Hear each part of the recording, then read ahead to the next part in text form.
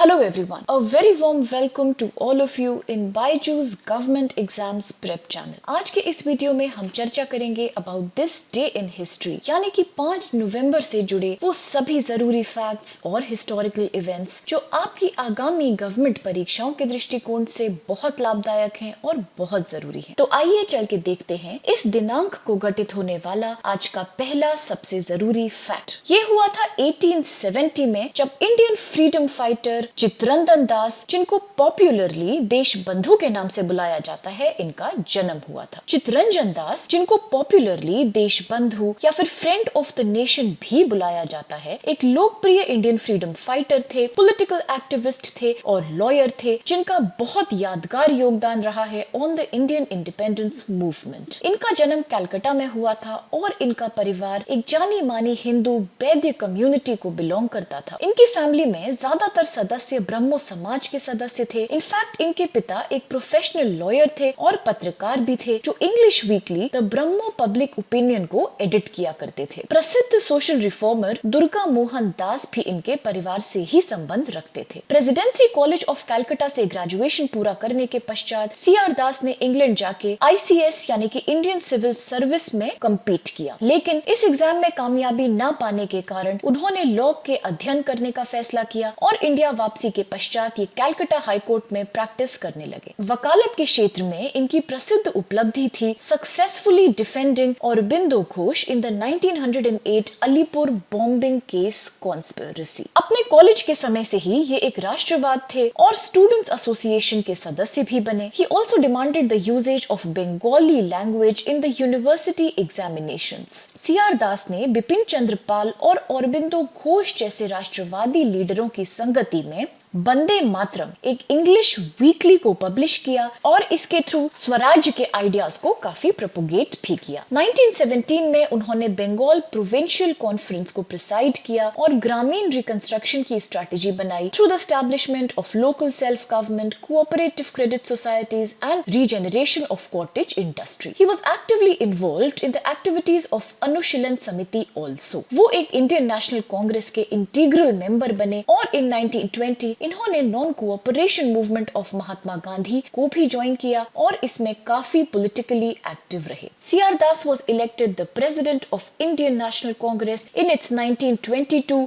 गया सेशन। यहाँ इन्होंने विधान परिषद के अंदर एक बाधावादी नीति की वकालत करी, जिसमें संशोधन करने या उसे समाप्त करने की नीति शामिल थी, लेकिन कांग्रेस के अन्य नेताओं को ये नीति पसंद नहीं आई, उनको ये अनुचित लगी और इस कारण 1923 में सीआर दास जी ने मोतीलाल नेहरू के साथ स्वराज पार्टी का भी संगठन किया। स्वराज पार्टी, जिसको हम सभी जानते हैं, उसका बहुत महत्वपूर्ण योगदान रहा है इन इंडियाज नेशनल मूवमेंट। जब कलकत्ता म्युनिसिपल कॉर्पोरेशन की स्थापना की गई तो सीआर दास उसके पहले मेयर भी बने। इनके द्वारा लिखी गई कुछ बहुत इंपॉर्टेंट प्रसिद्ध किताबों का नाम है इंडिया फॉर इंडियंस और फ्रीडम थ्रू डिसोबीडियंस।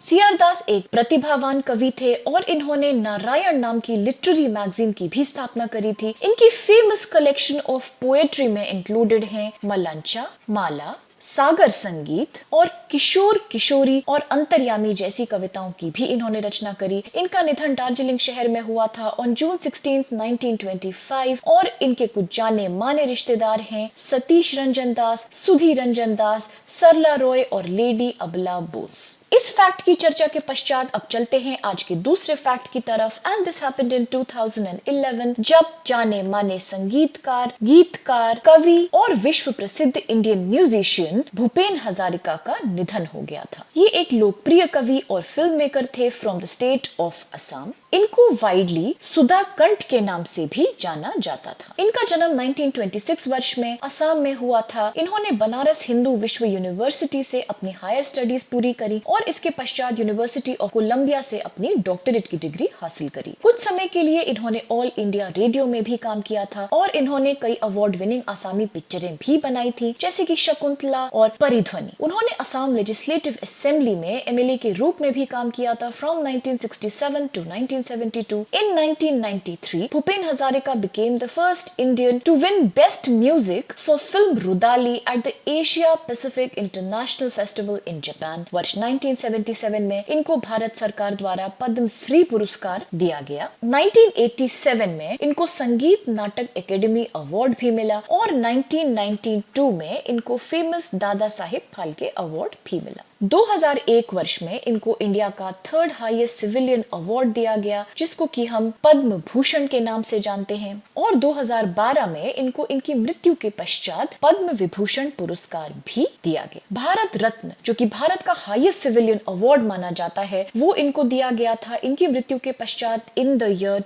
2019। वर्ष 2013 और वर्ष 2016 में इंडिया पोस्ट ने इनके ऑनर में कोमेमोरेटिव स्टैम्प्स भी इशू किए थे और इनको बांग्लादेश सरकार के द्वारा एक जाना माना पुरस्कार मुक्ति योद्धा पदक भी दिया गया था इन द ईयर 2011, जो कि उन व्यक्तियों को दिया जाता है जिनका योगदान बांग्लादेश की फ्रीडम मूवमेंट में काफी सराहा जाता है। इसके पश्चात चलते हैं आज के अपने अगले फैक्ट की तरफ। एंड दिस हैपेंड इन 2013 जब इंडिया का मंगलयान 1, जिसको मार्स ऑर्बिटर मिशन के नाम से जाना जाता है, इसकी लॉन्चिंग करी गई थी। मार्स ऑर्बिटर मिशन MOM या फिर मंगलयान एक ऐसा स्पेस प्रोब है जो 24 सितंबर 2014 के बाद से मार्स प्लैनेट को ऑर्बिट कर रहा है। 5 नवंबर 2013 को लॉन्च करे जाने वाला ये प्रोब भारत का पहला इंटरप्लैनेटरी मिशन है। It was launched by the Indian Space Research Organisation. इस मिशन की लॉन्चिंग के पश्चात इसरो विश्व की चौथी एजेंसी बनी जिसने मार्स तक अपना प्रोब पहुंचाया। इसके पहले जो 3 एजेंसीज थी जिन्होंने मार्स तक अपने प्रोब को पहुंचाया, उनका नाम है रशिया की रोसकॉस्मोस, अमेरिका की नासा और यूरोप की यूरोपियन स्पेस एजेंसी। इस मिशन से भारत मार्स की ऑर्बिट तक पहुंचने वाला पहला एशियन देश बना और विश्व भर में वो पहला देश बना जिसने पहली ही अटेम्प्ट में मार्स तक सक्सेसफुली अपना प्रोब भेज दिया। मार्स ऑर्बिटर मिशन यानी कि MOM प्रोब ने टेक ऑफ किया था from Satish Dhawan space centre in Andhra Pradesh by using a polar satellite launch vehicle, जिसको कि हम PSLV के नाम से भी जानते हैं, रॉकेट C-25। और after its transit period, the probe was successfully put into the moon's orbit on 24 September 2014। Currently, इस स्पेसक्राफ्ट की निगरानी या फिर इसकी मॉनिटरिंग की जा रही है by the spacecraft control center at ISRO Telemetry Tracking and Command Network, जिसको कि हम इस ट्रैक के नाम से भी जानते हैं और जो बेंगलुरु में स्थित है। आर राधाकृष्णन ने इस मिशन को लीड किया था in the capacity of the chairman of ISRO, और कुछ दूसरे भी जाने माने साइंटिस्ट हैं जो इस मिशन से बहुत करीब से जुड़े हुए थे। उनमें से कुछ खास हैं माइल स्वामी अन्नादुराई, जिनको मून मैन ऑफ इंडिया कहा जाता है, AS किरण कुमार जो इसरो के चेयरमैन भी रह चुके हैं, और सुबैया अरुणन जो कि एक पद्मश्री पुरस्कृत भारतीय वैज्ञानिक हैं। अगर बात करी जाए कि मंगलयान के प्रमुख उद्देश्य थे क्या, तो इसमें से कुछ खास उद्देश्य थे। स्वदेशी वैज्ञानिक उपकरणों का उपयोग करके मंगल की सतह की विशेषताओं, आकारिक खनिज विज्ञान और मार्शियन वातावरण का पता लगाना, इंटरप्लैनेटरी मिशन के लिए डिजाइनिंग और योजना के लिए आवश्यक तकनीकों का विकास करना, और मंगल ग्रह का निवासी चंद्रमा जिसको कि फोबोस नाम से जाना जाता है, उसका निरीक्षण कर पाना। मंगलयान मिशन की लागत थी तकरीबन 74 मिलियन रुपीस और ये दुनिया का सबसे सस्ता इंटरप्लैनेटरी मिशन भी बना। ये 39 बार पार करने वाला एक अकेला ऐसा भारतीय अंतरिक्ष यान है जिसने एलन बेल्ट को क्रॉस किया। MOM मिशन ने कुछ प्रसिद्ध पुरस्कार भी जीते हैं, जैसे कि Indira Gandhi prize for peace, disarmament and development and space pioneer award in 2015, जो कि नासा द्वारा अवार्ड किया जाता है। अगर बात करी जाए कि वैन एलन बेल्ट आखिर क्या है, तो ये ऐसी रेडिएशन बेल्ट्स हैं जो पृथ्वी के अराउंड होती हैं and they are made up of charged and energetic particles. These particles are held together by Earth's magnetic field. पृथ्वी के इर्द गिर्द 2 ऐसी बेल्ट्स हैं, एक है वैन एलन और दूसरी टेम्पररी इन नेचर है। इसके पश्चात चलते हैं अपने अगले फैक्ट की तरफ। And this has started from 2015 onwards, जबकि यूनाइटेड नेशंस जनरल असेंबली द्वारा 5 नवंबर की दिनांक को वर्ल्ड सुनामी अवेयरनेस डे के नाम से मनाया जाता है। आज ही की दिनांक को यूएन ने वर्ल्ड सुनामी डे के नाम से निर्माणित किया है और इसका मुख्य कारण है to spread awareness on the risks associated with tsunami. ये अवेयरनेस उन कम्युनिटीज के लिए बहुत आवश्यक है जो लो लाइंग कोस्टल एरियाज और स्मॉल आइलैंड्स ओशंस में बसी हुई हैं। विश्व सुनामी जागरूकता दिवस जापान के दिमाग की उपज है, जहां की बार बार होने के कारण सुनामी का अनुभव पिछले कुछ वर्षों में सुनामी प्रारंभिक चेतावनियों जैसे क्षेत्रों में प्रमुख विशेषज्ञता का निर्माण किया गया है। और सुनामी शब्द एक जापानी शब्द है जिसका अर्थ है हार्बर वेव। सुनामी बेसिकली भूकंप या पानी के नीचे ज्वालामुखी विस्फोट और पानी के नीचे भूस्खलन के कारण होने वाली विशाल लहरों की एक श्रृंखला है। सुनामी लहरें 800 किलोमीटर पर घंटे की प्रति से यात्रा कर सकती हैं और इनकी ऊंचाई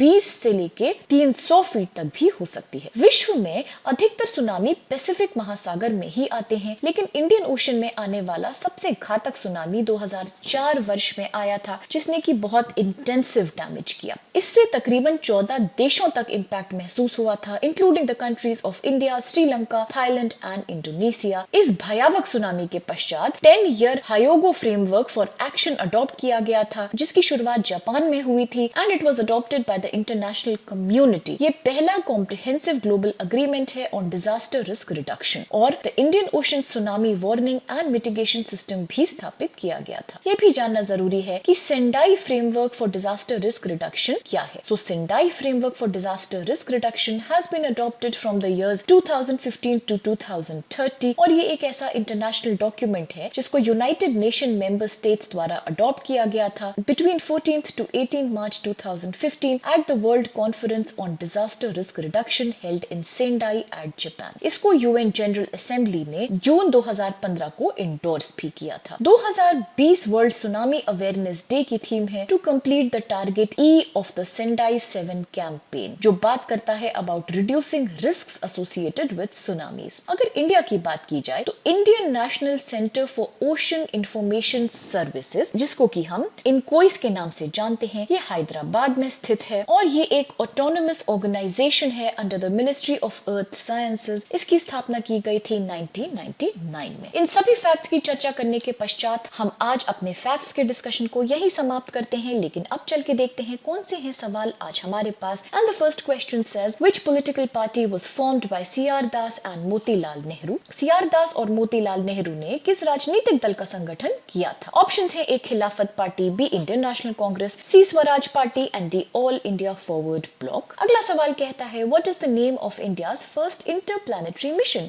भारत के पहले इंटरप्लैनेटरी मिशन का नाम क्या है? ऑप्शंस हैं A Chandrayaan, B Mangalyaan, C Cartosat 3 या फिर डी गगनयान। नेक्स्ट क्वेश्चन कहता है which Indian lyricist and singer is also known by the name of Sudha Kantha. किस भारतीय गीतकार और गायक को सुधा कंठ के नाम से भी जाना जाता है? ऑप्शंस है A R Rahman, B Bhupen Hazarika, C Anu Malik या फिर D Anima Choudhury. Next question कहता है in which year did Bhupen Hazarika receive the Bharat Ratna award. Options आपके पास हैं ए 2018, बी 2017, सी 2019 या फिर डी 2020। अगला सवाल कहता है where is the Indian National Centre for Ocean Information Services located. Indian National Centre for Ocean Information Services कहाँ स्थित है? A Bangalore, B Pune, C Chennai या फिर डी हैदराबाद। अगला सवाल कहता है who is the author of the book India for Indians, यानी कि इंडिया फॉर इंडियंस नाम की पुस्तक के लेखक कौन है? ऑप्शंस आपके पास हैं A Motilal Nehru, B Bipin Chandra, C G K Gokhale and D C R Das. इन सभी सवालों के साथ हम आज के सेशन को यही समाप्त करते हैं। आई रियली होप कि आज का सेशन आपको बहुत लाभदायक और बहुत इंपॉर्टेंट लगा होगा। अगर आपको ये वीडियो पसंद आया तो I request you to like the video and to also subscribe the channel, जिससे ना कि जल्दी से जल्दी हमारे सभी वीडियोस की नोटिफिकेशन आप तक